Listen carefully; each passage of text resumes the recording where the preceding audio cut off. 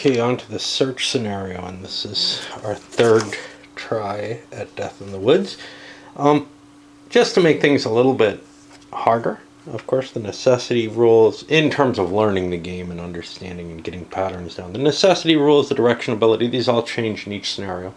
Doesn't seem to be any terrible reason for it in this one, why it's so different from the other one.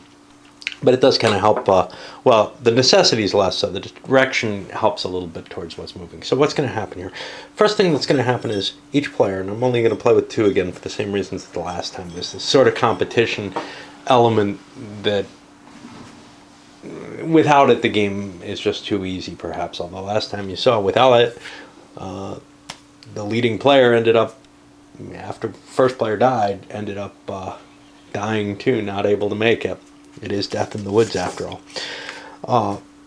Big difference there. You play with the houses as an optional rule where you can get food and drink and sit there and kind of, camp out there all comfy and everything. Well, everything becomes a lot easier, which makes sense. If you get lost in, a suburban or an ex-urban area and there are houses and stuff where you can beg food and water, it probably is a lot easier to survive. But you gotta stick around and do housework and stuff to get the food and water. At least to get more than one meal. Alright, so in this case, the direction ability chart, well, the first special thing is there's this cup full of chits. There's going to be 6 chits, 7 chits total, one of which is this lost party. And the goal of the game is to find the lost party. These chits are going to be placed by the players, they say at random, whatever, within this middle section of the board. The players can then start here or here, and their goal is to find the upside down chit that contains the party. So there's, some luck. You could stumble into it right away or whatever. The direction, first one is you pick the direction, but it's straight line on a 1 or 2.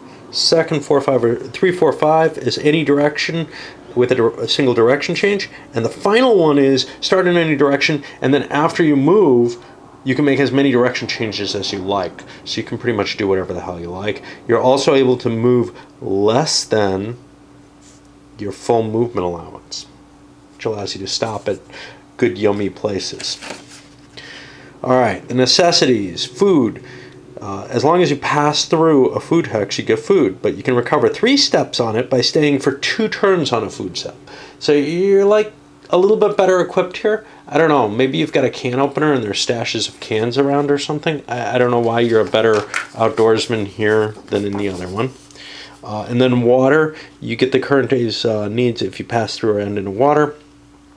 You can also find water on a 1 or 2. I guess that's drinking your own piss or something. And you may recover a step in the water index by remaining stationary for the following 2 turns. But that's only 1 step. Again, water's harder to carry with you, I guess. You need water more constantly. I don't know. There's a lot of reasons for it, but this doesn't simulate to that degree of detail. All right. So each player basically gets to, the way I play this is each player picks a chit and gets to put it somewhere, and it makes the story kind of more interesting, kind of like in Magic Realm where you help build the board. Well, here you're or in more like in Source of the Nile, where you put down the special chits. Here you can kind of put them, well, where's hard to get to, where's easy to get to. I'm going to make things kind of easy. Usually I like to make them kind of harder, but the reason I want to make them easy is I really don't want to play this very much. But I am going to space them out a little bit. We'll put somebody up here in the mountains. That's always a fun place. Somebody lost in the desert. Okay, so I'm not making it that easy. The biggie is that I'm spacing them out so that you don't know, so that you can't just go rush to a cluster. It's not a simple race. It looks like the majority are down here, so both players are actually going to start from this space. That might not be the case. It might be sometimes where, they're kind of better spread out and you might want to start in different locations. If you had more people, clearly with 2 people starting down there, a person starting up here might have an advantage getting to more of the things than if he started down with the rest of them. Who knows? And again, I'll let gray start this game. Straight line direction. Well, we want to go this way. 1, 2, 3, 4, 5, 6. No water, no food. Event. Nope. Blue. Straight line, but gets to, or start in a, choose a direction and then gets to switch. 1, 2, 3, 4, 5, 6. No water, no food. Event. Nope.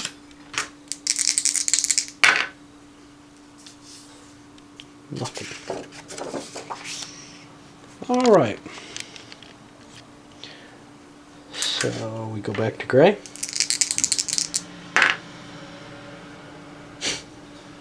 Straight line direction. 2, 3, 4, 5, 6. No water, no food. That's down a life. Not going well for gray. Blue. Oh, event.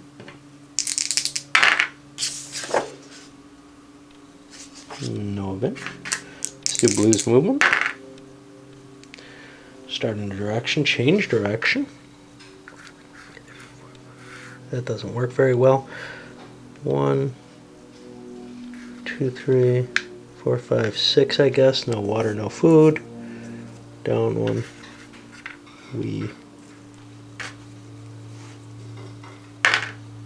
No event. Gray. Okay, gray gets a direction with a shift. I want to get some water.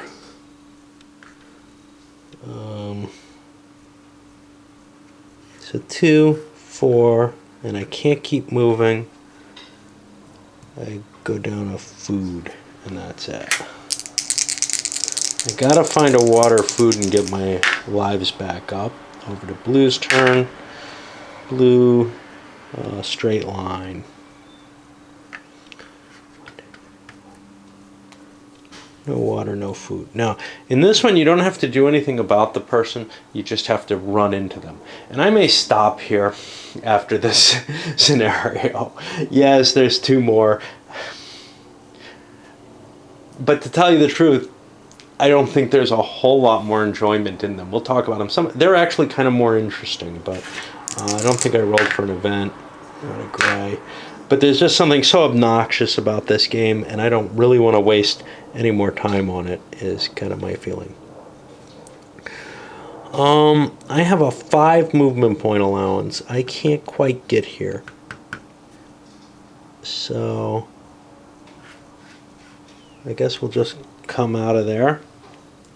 No water, no food, I guess. I'm not sure when you start with a resource. You know, yeah, because you didn't move through it. If he wanted to pick up water, he could have stayed. That's just a command decision there. Okay, on to blue. Start in a direction, move as many hexes, change once. Alright, so this is kind of icky. I think I got to cross the river. 3, 5. I found water but no food. So that decreases me.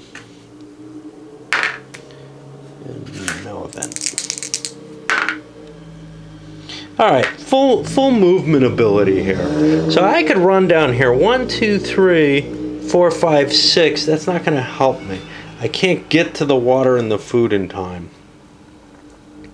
1, 2, 3, 4, and then 5. At least I found a food, but I lose 1 from water. And maybe I'll find this guy and he'll save me. Because that's actually what happens when you find the person. I don't know if you eat them or whatever, but apparently you get rescued at that point. You can die here until you find that person. So the person probably has like a cell phone and can call a helicopter in or something. He just doesn't know that he needs to be found and that he's lost. I don't know. We got an event. Alright, remain stationary for 2 turns. I don't have a really great way of marking that, so I'm going to put a couple of counters on here and hope I remember. That's not a good event. You can kind of see that he's going to be down to the bad water level because of that event. 4, start under direction and can change once.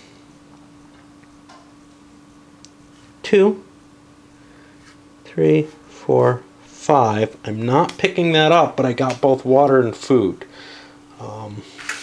Is that good or bad? I don't know. I could have gotten that, but alright, so this is the first turn that I'm lost or sitting down sleeping. And now we go back to blue. 2, straight line.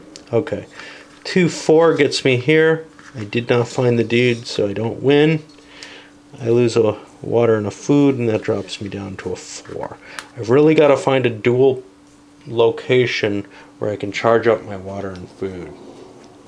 Do I find an event? No. Okay, the gray guy spends his second turn here. No event. We forgot to hurt him last time. He was down 2 from no water, no food last time. And now for this turn, he's down 4. 1, 2, 3, 4.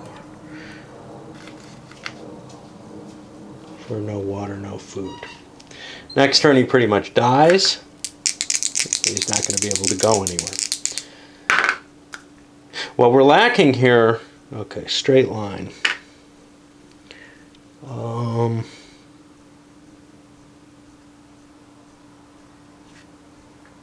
1, 2, 3, 4. I find water that way. I take a food loss.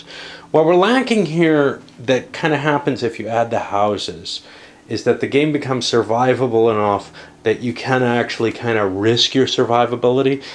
This is just pathetic without the houses. But the houses seem so lame. Let's check for an event. Okay, this guy, he can move now. Let's see where he goes. He can go wherever he wants. Well, he could grab food. That only costs 1 because of the trail. So he's going to find himself some food. But oh no, he dies anyway. Too bad. Alright. And now this guy is all alone trying to survive in this. Now with the optional houses, yes, you can survive.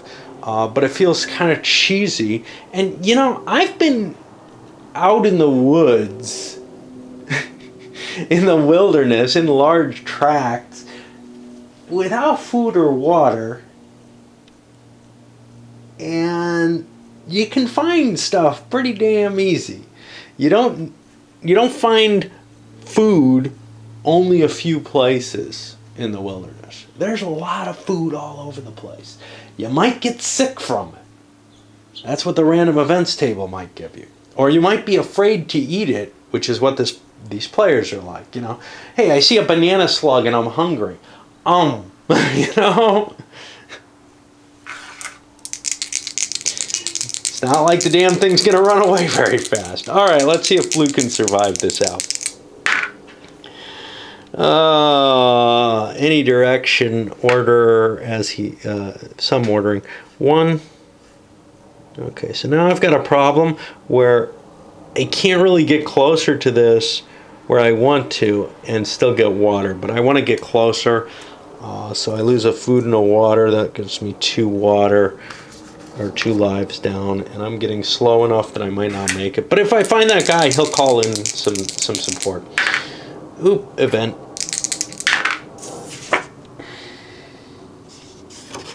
Nothing happens. Single line direction, shit. Alright, rivers are 3, at least I find some water, but I have no food. Now, this is a house. I would have found both food and water in it, and I could stay there and keep surviving if I was playing that option and boost all my points up. It would take me time, but that's the kind of trade-off that kind of makes sense in this game. And it does make it a little more interesting. I have an event.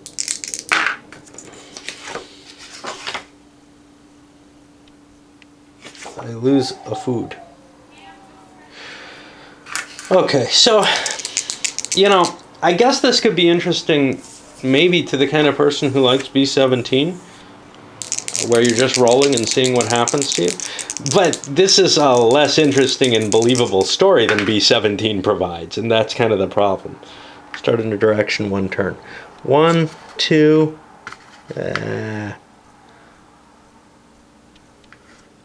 3, I guess. No food, no water. That's down 4. 2, 3, 4. And I'm pretty much dead here. My only chance was that a guy would save me. No event. I hear there's deer down there.